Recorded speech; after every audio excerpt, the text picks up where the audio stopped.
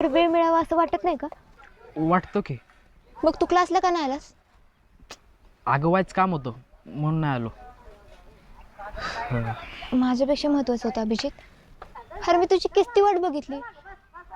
तुला तुला काहीच कसं वाटत नाही रे? माने सर एवढं चांगलं शिकवतात तरी माझं अजिबात लक्ष नव्हतं त्यांच्याकडं. बरं असू दे, उद्या तरी ये बाबा. केवढा खरं तर नाही जमणार मला.